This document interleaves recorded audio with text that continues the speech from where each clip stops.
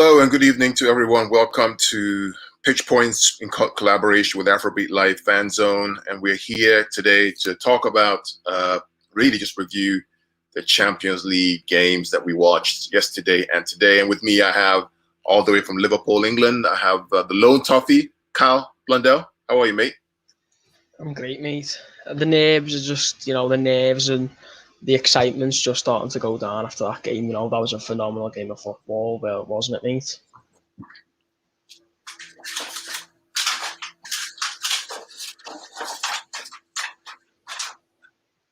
It was indeed. It was an amazing game of football. Sorry, I have to close the blinds because there's a truck outside making all the noise.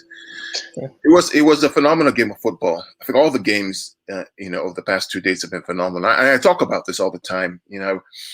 I look at the quarterfinal games of the Champions League are the most difficult phases of the Champions League because it's all, especially the first legs, which is why I was a little surprised that City fans were going off yesterday saying that it wasn't good, what performance wasn't good. If you think about it, this is the Champions League quarterfinal first leg. It's such a cagey occasion.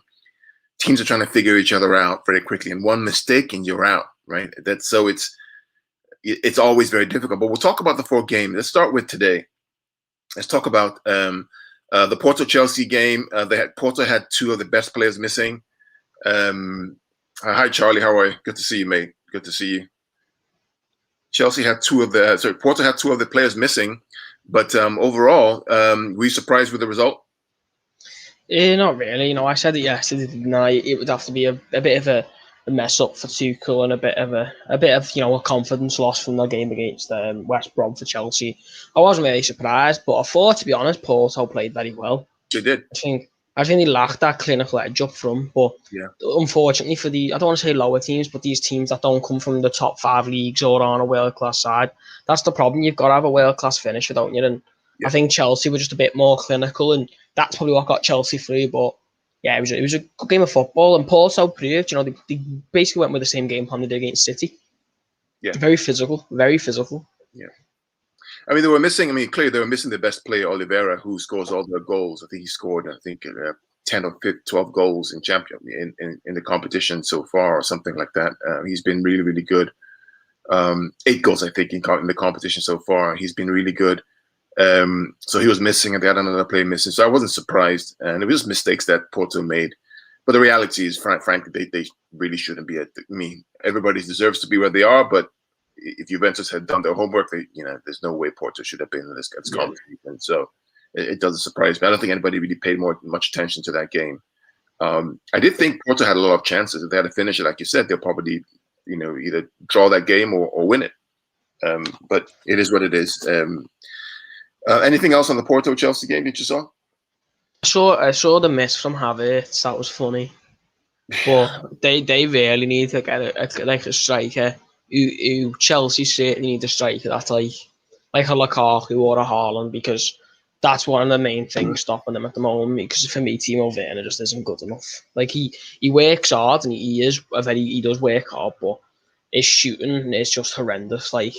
As well, and Havertz I thought wasn't that good. I thought Mount, for me, I say it, Mount's the only one for me when they talk about like Saka and all that. I think Mount just is close to Foden and Saka. I think he's brilliant, and I think he's so disrespected by Chelsea fans and just fans in general. I think he's overrated. I really do. I just think that I don't know why. I just feel that he's overrated. Maybe I have to see more of him. Mm-hmm. When I think about him, would he get into City side? Would he get into Liverpool side? Would he get into even a United side? He probably wouldn't. But I think the problem with that is you've got to look at it in the fact that how many players would actually get into that Man City side? There's not many in world football right now that would get into it, and I think Liverpool as well. That's fair. He doesn't really suit Liverpool's system because he's not really good as a striker. He's played as a centre forward, but he's not that good up there. He's not as good as Salah or Mane. He's, let's be honest, he doesn't play in the kind of midfield role that they play. But I think he gets into United's team over Mason Greenwood or Martial, to be honest. I would take Greenwood every day over him. Greenwood's a finisher. I think Greenwood's better when he's not a striker. I think when he's on the wing, I think you're taking all of his qualities away from him, I think, because I think he becomes a lot more predictable when he's on the wing. Yeah, Mason Greenwood he's a killer in the box. He has an eye. I would brilliant. I would take him over some of our players, frankly. But But that's it. So Chelsea 2, Porto 0. It's an uphill task for them second leg, but I will never rule them out, Porto, because they're going to get the best players back. There may be a window of opportunity, but it'd be difficult for them to get anything. But no surprise anyway. Let's talk about the other game today, which 99% of the world watched, the Bayern Munich PSG game. I called this game, right? Everybody else thought Bayern was going to win this game. I called. I said PSG was going to win. Yeah, you and I said PSG were going to win this game. Yep. And when you said that yesterday, what was your rationale? What was your thought process in predicting that PSG was going to win the game? One of the main reasons was because the fact Bayern do play a high line and they haven't got a lot of pace. When everyone's fully fit, you know, because Alphonso Davies came on but he's been injured this season. But when they haven't played that, when they've played that high line, a lot of the times in the Bundesliga, they've struggled because they haven't got the pace. And we said it. We've said for 2-3 weeks now, haven't we? If Mbappe gets on Nicolas Soulé, he'll torture Nicolas Soulé. Yeah, we said it so many times. And yes, he didn't play right back, but Nicolas Soulé, Mbappe, if you noticed, he didn't even go down the wings that much. He purposely went through the middle, and that was such a clever decision because Poch knew that no matter how hard Soulé tries, he wasn't keeping up with Mbappe. We kept seeing it. Mbappe would boot the ball forward and just sprint. And yeah, I think it was just a poor. I thought it was a phenomenal game of football. Don't get me wrong, but you could see Bayern and missing Lewandowski. Yeah, I thought they were. I mean, I knew that PSG were going to win this game. I just felt that with Neymar, the pace, the power, the transition, the control, and Mbappe in behind, I just felt as long as this guy didn't start, your former striker didn't start. What's his name? The kid, Moise Kean. Moise Kean. As long as he didn't start, I thought PSG were going to win the game. If they had Di Maria, Neymar, Mbappe, as a front 2/3, I felt that PSG were going to win that game based on the counter attack. Because I don't think that Bayern Munich can deal with that pacing behind, and it was clear. First, 15, 20 minutes, 2 goals down. And then something happened to PSG. They just kind of freaked out. They just started to defend deep, mistakes, left, right, and center. Just really no control, no pattern. Just, really weird. And then they conceded 2 goals. And then, again, Mbappe steps up and scores a 3rd goal, which potentially could kill the tie if they don't bottle it in the second leg like they did against Barcelona years ago, right? I think it's a different mentality. And I think PSG, and I say this all the time, we have to stop being disrespectful to Neymar. The amount of hate Neymar gets is on a different level because he's injury prone and because there is memes about him being a diver. But how many players would go to that Bayern Munich side and do that? Yeah. Yeah, maybe they had a few. Well, maybe that's some of their best defenders on the bench or injured, but he made world-class defenders today look like bottom of the Premier League or bottom of the Bundesliga or bottom of the Liga. He absolutely tore them apart. And Mbappe, and Carl, when it comes to Mbappe, Haaland, I've always said to you, Mbappe's the best one. I 100% agree with you, Carl. It's not even a question for me. It's not even a thought in my mind. Because Mbappe can play 4 positions. Mbappe is faster. He's better on the ball. He's better off the ball. He's won everything apart from the Champions League. He's won the World Cup. He's won the Premier League. He's won everything he could possibly win. He's won. He has more charisma. He's better in front of the cameras. He's more mature. It's not in the question. I think there's a sentiment that a lot of fans in the club that I love have around Haaland because he's a kid. He wore blue shirt when he was in Manchester. His father played for Man City. I get that.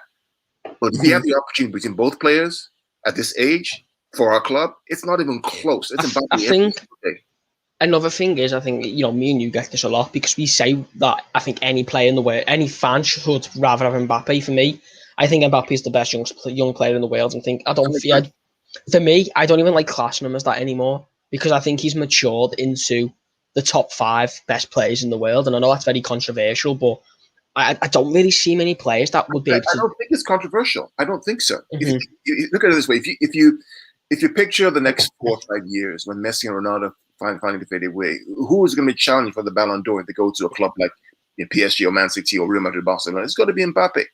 He's going to be in the mix. It's clear. You look at it in the sense of how many players would go to Barcelona, score a hat-trick at the Camp Nou, then scored again against Barcelona. This is just in the knockout stage. He has 6 goals in the knockout stage against Barcelona and Bayern Munich. They're two of the world's biggest teams, and he dominated them. And let's be real, he could, if one of the balls were better from one of his fullbacks, he would have been on a hat-trick, because the ball from, I think it was Bakar, to him, or from Neymar, he wasn't that good, and he couldn't get a full-on angle onto the shot. But he was brilliant tonight, and he's just, I think with Haaland, I compare him to Ibra. He's great. He is good on the ball, but he's not jaw dropping. Do you know what I mean? Like Ronaldo. Ronaldo's, for me, one of the greatest players I've ever seen, but he's not like Messi. Messi drops your jaw every time you see him play. And for me, Mbappe is the only one who is close to Messi with a jaw drop. Nobody shocks me as much as Messi. Yeah, I mean, and Mbappe's doing that. I was debating with another mate, City fan online. I'm like, I mean, if we strip away the sentiment, right, and look at the cold, hard facts of who's a better player, who would fit in our system more, it's not even a question. Guardiola traditionally doesn't really like to play that number 9, big striker up front. That's why he got rid of Ibra, got rid of Eto'o, got rid of a few people within Barcelona. His Barcelona team, the best team ever to play the game, didn't have a number 9. They had Messi as a false 9, right? Dropping into the number 9 spot and going from the right side. Mbappe is that kind of player for me. He can play across the front line, and he can do anything with the ball and off the ball. Now, his pressing is a little suspect. He doesn't press as much, but that's something he can learn. So for me, I mean, PSG today, I wasn't surprised. You and I called it spot on that they were going to win this game. Now, the second leg is another issue. What is Poch going to do? I think he has a capability to at least score at least one goal against Bayern Munich and win that second leg and get to the semifinal. So, so again, I wasn't surprised with the score. And we all our predictions, I think you and I, we got it spot on this week. I mean, talking about the other game yesterday, Carl, Real Madrid versus Liverpool. Were you surprised?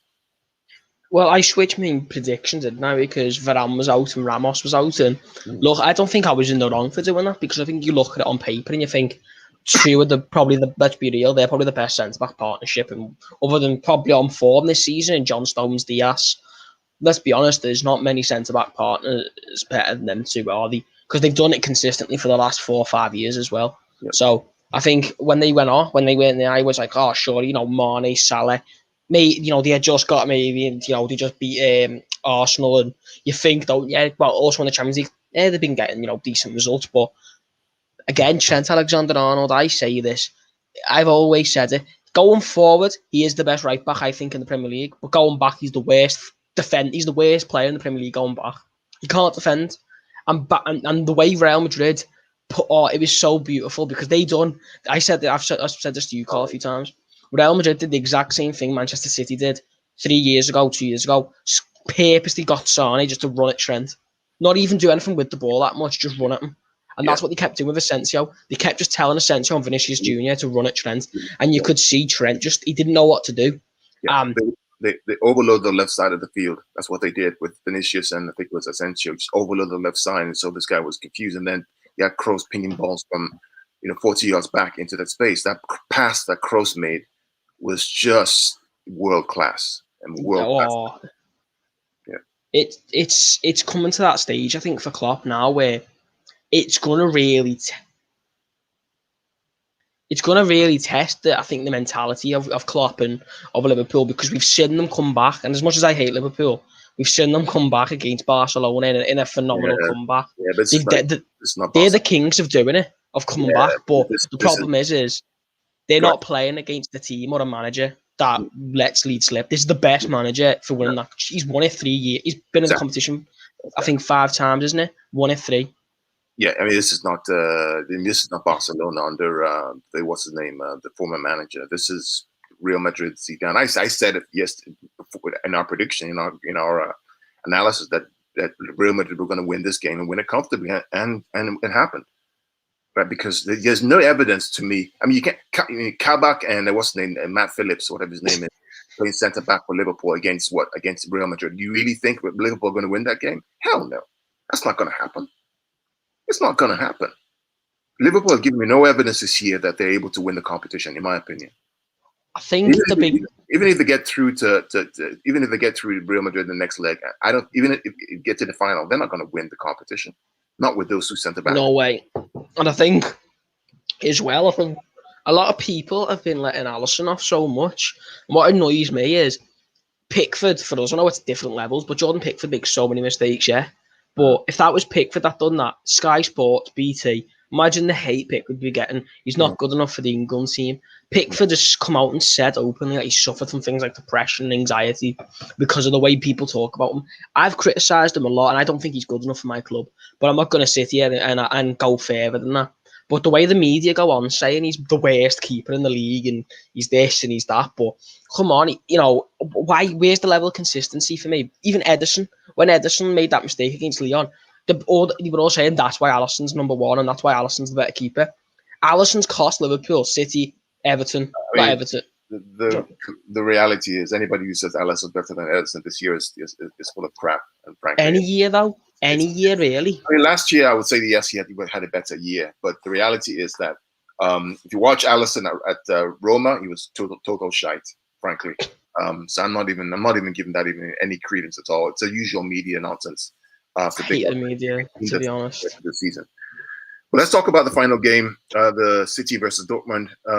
I wasn't surprised at the performance. I thought that City were trying to figure out what Dortmund were trying to do. I thought that Foden was fantastic. Kevin De Bruyne is perhaps the best player in the world right now in terms of the way he plays. I don't think anybody is as good as him at this point in time. And it was a good 2-1 win at home. It was a difficult game. What did you think? Do you know what? I think it's a great result in the sense of it's shown the mentality and the hunger for City to go out there and get the result. But I think that's not in the other team. I think it's a tough one because you've got to go away to Dortmund, and Dortmund, if they don't, it's going to be a tough one for City. But I think, to be honest, I think that performance was a lot like last season. In a lot of last season games for City, I think there was too many passes, too it wasn't. There was no simplicity like most of the games this year. I don't think you played terrible. I don't think you played the best you played all season. But the best thing for City fans, and if you're a City fan, which you are, Carl, take away anything from this game is you won and you didn't play to the way you've been playing the last 10, 15 games, and that's the best way of winning. That's the best way of winning because I think. You can, let's be honest, you won the league by 20 points or whatever it was, 19 points in 2017-18. But no one ever talks about that season. They talk about the season after when you lost 4 games compared to 2. Because that you lost and you still won the league because you had that fight, that desire to still go on and still compete and still win. Yeah. And I think that's what it was last night. And I just want to touch, I said this to someone, Julian Brandt reminds me so much of Draxler. He reminds me that he's going the same way that Draxler went. Where he's a phenomenal footballer, but I think he went to the wrong team. He went to a big team, and I don't think he should have went to a big team. I think he should have went to a team maybe like Arsenal or Tottenham. Yeah, I don't like it. I think Dortmund. I think the game yesterday was about. I thought about overnight. I thought the game was about control. Okay, let's try to control. Like, let's not rush and make mistakes and get beat 2-3-0 at home, and then have to struggle in the second leg. It was about let's control this first leg. Make sure we don't make any mistakes. And that led to nerves because it's the first quarterfinal leg, and fortunately for Foden, and we had chances to score, right? The quarterfinal first leg is always difficult against a team, especially a team you're playing for the first time, right? Foden needed to convert his chances. We need to cut our nerves. And I really expect us to be better on the second leg. Even the refs were nervy, right, throughout the whole game. So yeah, it's a good result. It's a good result against a difficult team. But I predicted that we win the game, and hopefully next week, because I think we're actually better away than we are at home over the past couple of games. If you think about the games we play, we actually played better away than we have at home. So we'll see. Liverpool away, Chelsea away, and you lot, down the road away, Leicester away. Even United away. We've actually played better away than we have at home. Yeah, I think something that I think a lot of Dortmund fans will be probably bad for is Sancho could have probably caused a lot of more problems because Sancho's brilliant. A lot of people don't rate Sancho, but when Sancho's on his form and it's Sancho's day, he's one of the worst players to deal with because he's so good with the ball, and him and Haaland work well off each other. I don't know what it is, but I think. Go ahead, sorry. I think Ruben Dias, yes, he got floored by Haaland, but the way he read that game was so well, because he knew, all right, he told his other defenders, mark the rest of the players, do not let me deal with Haaland. Yeah, and Haaland might have bodied him a few times, but that proves the way Diaz reads the game is he knows that no one else can match his physicality. Walker might match his pace, Cancelo might match his pace, but the only person that might be able to match his physicality is him. Yeah. I have a theory about Sancho. I think he's completely overrated, totally overrated. I've watched all his games against the big teams, Bayern Munich, even Tottenham in the Champions League, big games, PSG. He just disappears. He completely disappears. For England, when he plays the little teams, the Werder Bremen, the Eintracht Frankfurt, the smaller teams in the Bundesliga, he shines. But against a big team, when it's time to show up, disappears. Completely disappears. To be fair, when he played Frankfurt early on in the season, he got back-pocketed by Kostic. He always, when he played Tottenham against the Champions League 2 years ago at home in I think in Wembley, he got battered. He was just terrible. So for me, a lot of English players are blown up by the media. Now, Jude Bellingham is good. I saw him. I like what I saw. But a lot of English players are really just blown up, and they need to just kind of calm down and take it easy and let these players kind of grow, which is what Guardiola was saying about he's good, right? But he can't play David Silva's spot right now because he doesn't have the maturity to play that in that spot. He can play out on the wing and just improve his finishing. So we need to be really careful about how we hype these English players up, and then when they don't perform, we're all kind of disappointed. Yeah, that's actually a good point, because I think that was the problem for Rooney.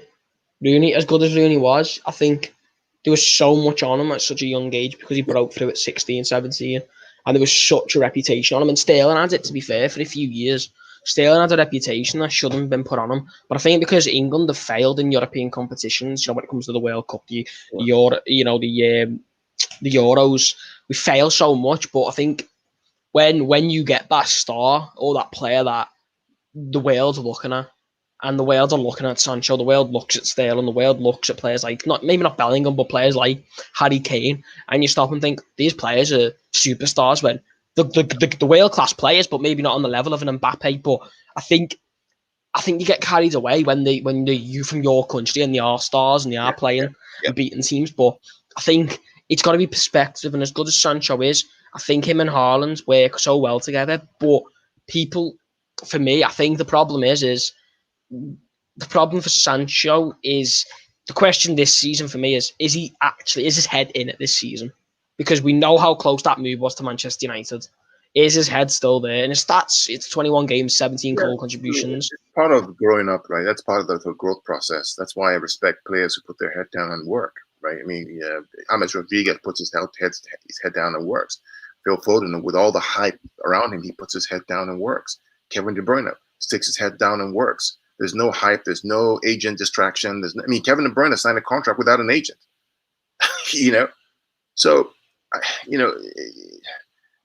again, for me, yes, he's okay, but for me, he's overrated. I think Mount. People need to be patient with him. I still think he's, against the bigger teams, we need to show it to me. I haven't seen anything that convinces me that he's at that level yet. But maybe I'm wearing blue tinted glasses. I don't know. But anything else you want to talk about, mate? We're about to wrap up. Yeah, I just want to, I know it's your channel, but I just wonder if it's all right if I can say a little tweet I put up. It's not that long, don't worry.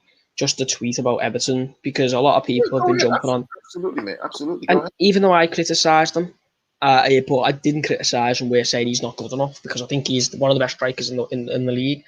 It's about Calvert-Lewin, and I put the disrespect our fan base has given Carlo Ancelotti and DCL over the last few days is absolutely disgusting. According to some Everton fans, DCL is not good enough and not a top striker. Yet he's on more goals than Heung-min Son, Aubameyang, Gabriel Jesus, Jamie Vardy. He's not even 25. Please just back that. And then I went on to say, also, everyone says Romelu Lukaku doesn't miss those chances. But I remember him going 7-8 games without scoring. Please just back the lad, because when he goes, we'll be crying and calling him a rat, a snake, saying he doesn't love the club, when really, no, he just wants to be appreciated. He's young, he's still learning, just back the process. The problem is as Everton fans, we moan when players leave us, but again, this is going to be one. If we don't want him at the club and then he left next season, he's going to be the classic case of you didn't know what you had until it's gone. Oh, he's a good player. I mean, again, fans have to be aware of what does he have around him to give him the supply, right? Exactly. So he played for England, scored 2 goals, good goals. If he was at Tottenham, he probably scored more goals. If he was at City, he scored more goals. If he was at United or Chelsea, he probably scored more goals. So chill out and just let the guy just grow and let the team just grow. I mean, what do you guys expect to be, first or second at this point in time with the players that you have? It takes time to mold that team. So that's my opinion anyway. But anyway, Kyle, it's been good talking to you. I have to run. I have practice to run to. You think Arsenal are going to win tomorrow? Yes. Okay. Did they win the Europa League, you think? I think they can, but I think if they play Villarreal, I think they get knocked out. Yeah. I think that's the only team that should bother them, because I think they beat United. Because I think Ollie can't handle big games, important games. Any last words before we sign up? Not on just usual, stay safe in these times, and thanks for having me on again, Carl. It's always a pleasure, and we basically do a video, at least once or twice every week. So and also well done to Mbappe for proving his quality and that he actually is one of the best players in the world. And well done, and thanks for having me on, mate. Absolutely, and thanks everyone for watching, for joining, for listening. This is Pitch Points with Afrobeat Live Fan Zone, talking about the review of the Champions League match days, Tuesday and Wednesday. And we'll see you in about a week's time after the second legs, hopefully to get through, and all the other teams that we picked to get through. Till then, take care. God bless.